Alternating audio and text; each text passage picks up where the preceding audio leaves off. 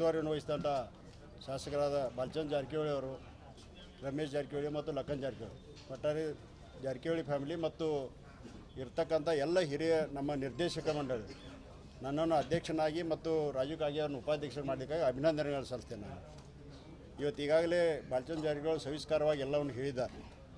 ಇವತ್ತು ನಾವು ಮುಂದಿನ ಧ್ಯೇಯ ಉದ್ದೇಶ ಅಂದ್ರೆ ಏನಿಲ್ಲ ರಾಜಕೀಯ ಮಾಡಬೇಕು ಅಥವಾ ಏನಾರು ಚೈನಿ ಮಾಡಬೇಕಂತಲ್ಲ, ರೈತರಿಗಿರ್ಬೋದು, ಗ್ರಾಹಕರಿಗಿರ್ಬೋದು ಅಥವಾ ಇನ್ನುಳಿದ ಎಲ್ಲರಿಗೂ ಕೂಡ ಕಾರ್ಮಿಕರಿಗಿರ್ಬೋದು ನ್ಯಾಯ ಒದಗಿಸುವಂಥ ಕೆಲಸ ಕಾರ್ಯಗಳನ್ನು ಈಗಾಗಲೇ ನಾವು ಮಾಡ್ತಾಯಿದ್ದೀವಿ.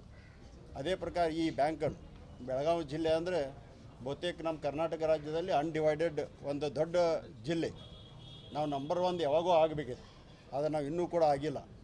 ಆದರೆ ನಮ್ಮ ಎಲ್ಲ ನಿರ್ದೇಶಕರ ಉದ್ದೇಶ ಅಂದ್ರೆ ಇದು ನಂಬರ್ 1 ಆಗಬೇಕು ಅಂತ ಆ ಪ್ರಕಾರದಲ್ಲಿ ನಾವು ಈಗಾಗಲೇ ಬಾಲಚಂದ್ರ ಜಾರಕಿಹೊಳಿ ಹೇಳಿದ ಪ್ರಕಾರ ಒಂದು 5 ವರ್ಷದಲ್ಲಿ ನಾವು ನಂಬರ್ 1ದಲ್ಲಿ ಬರ್ತೀವಿ ಅಂತ ನಮ್ಗೆ ಆತ್ಮವಿಶ್ವಾಸ ಇದೆ. ಯಾಕಂದ್ರೆ ಫೈನಾನ್ಸ್ದಲ್ಲಿ ನಾನು ಸಾಕಷ್ಟು ಸಂಸ್ಥೆಗಳನ್ನು ನಡೆಸೋದು ಅನುಭವ ಇರೋದರಿಂದ ಆ ಒಂದು ಅವಕಾಶವನ್ನು ನನಗೆ ಇವತ್ತೆಲ್ಲ ಹಿರಿಯ ನಿರ್ದೇಶಕ ಮತ್ತು ಜಾರಕಿಹೊಳಿ ಕುಟುಂಬದವರು ಕೊಡೋದರಿಂದ ಈ ಬೆಳಗಾವಿ ಜಿಲ್ಲೆಯಲ್ಲಿ ಒಂದು ಆದರ್ಶ ಬ್ಯಾಂಕನ್ನಾಗಿ ಮಾಡುವ ಉದ್ದೇಶ ಇವತ್ತು ಗ್ರಾಹಕರು ಇರ್ಬೋದು, ಡಿಪಾಸಿಟರ್ ಇರ್ಬೋದು ಅಥವಾ ಇನ್ನುಳಿದ ಫ್ಯಾಕ್ಸ್ ಸೊಸೈಟೀಸ್ ಇರ್ಬೋದು, ಇವೆಲ್ಲವನ್ನು ಗಟ್ಟಿಯಾಗಿ ಬೆಳೆಸುವಂಥದ್ದು ಮತ್ತು ಗ್ರಾಹಕರು ಒಂದು ನ್ಯಾಯವನ್ನು ಕೊಡುವಂಥ ಕೆಲಸ ಕಾರ್ಯಗಳನ್ನು ಮಾಡ್ತಾರೆ. ಮತ್ತು ಏನು ಓ ಡಿಪಾಸಿಟ್ ಕಮ್ಮಿ ಆಗ್ತದೆ ಅದಾಗ್ತದೆ ಅಂತ ಅದಕ್ಕೆ ನಾವೇನು ಒಪ್ತಾಯಿಲ್ಲ. ಈಗಾಗಲೇ ಬಾಲಚಂದ್ರ ಜಾರಕಿಹೊಳಿ ಭಾಳ ಸವಿಸ್ಕಾರವಾಗಿ ಹೇಳಿದ್ದಾರೆ.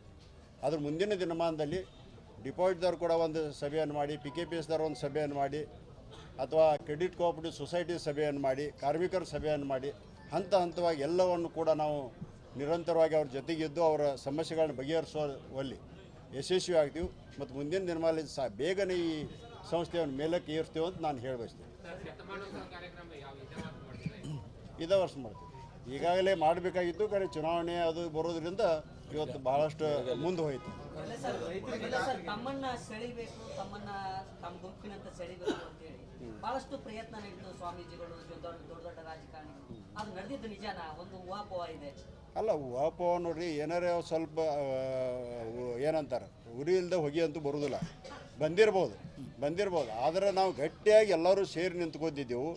ಇವತ್ತು ಜಾರಕಿಹೊಳಿ ಕುಟುಂಬ ಇರ್ಬೋದು, ಮಹಂತೇಶ್ ದೊಡ್ಡವರು, ಅರವಿಂದ್ ಪಾಟೀಲ್ ಇರ್ಬೋದು ಅಥವಾ ಕುಲಗುಡೆ ಇರ್ಬೋದು, ಇನ್ನೊಂದು ತನಕ ಎಲ್ಲ ನಿರ್ದೇಶಕರು ಕೂಡ ನಾವು ಚುನಾವಣೆಯಲ್ಲಿ ಏನು ಬಾಲಚಂದ್ರ ಜಾರಕಿಹೊಳಿ ಒಂದು 6 ತಿಂಗಳಾಯ್ತು ಅವರು ಒಂದು ಇದರ ಕಷ್ಟಪಟ್ಟಿದ್ರು, ಅದಕ್ಕೆ ಎಲ್ಲರೂ ಕೂಡ ಬದ್ಧರಿದ್ದೇವೆ. ನಾವು ಆ ಪ್ರಕಾರವಾಗಿ ಕೊನೆಯವರೆಗೆ ನಾವು ಎಲ್ಲರೂ ಬದ್ಧರಾಗಿರ್ತೀವಿ. ಈಗ DCC ಬ್ಯಾಂಕ್ ಅಂದರೆ ರೈತರ ಬ್ಯಾಂಕು, ಸೊಸೈಟಿ ಬ್ಯಾಂಕ್ ಅನ್ನುವಂಥದ್ದು ಒಂದು ಇದಿದೆ, ಒಂದು ಲಿಮಿಟೆಡ್ ಇದೆ.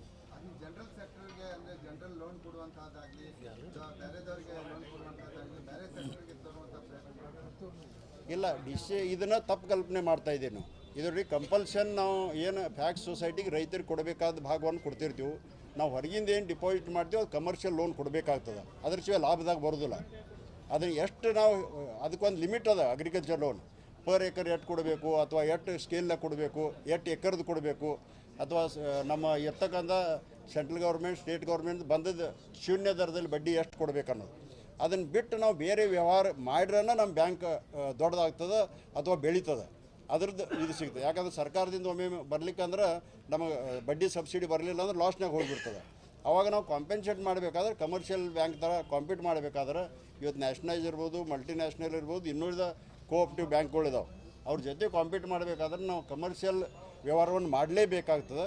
ಈಗ ಭಾಳಷ್ಟು ಕಮ್ಮಿ ಅದ. ಇದನ್ನು ಮುಂದಿನ ದಿನಮಾನದಲ್ಲಿ ನಾವು ಬರೀ ಬ್ರ್ಯಾಂಚ್ ಮುಖಾಂತರ ಅಲ್ಲ, ಫ್ಯಾಕ್ಸ್ ಸೊಸೈಟಿ ಮುಖಾಂತರ ಕೂಡ ಮಾಡುವಂಥ ಒಂದು ಉದ್ದೇಶವನ್ನು ಹೊಂದಿದೆ. ಈ ವಿಡಿಯೋ ನಿಮಗೆ ಇಷ್ಟವಾದಲ್ಲಿ ಲೈಕ್ ಮಾಡಿ, ಶೇರ್ ಮಾಡಿ, ಸಬ್ಸ್ಕ್ರೈಬ್ ಮಾಡಿ.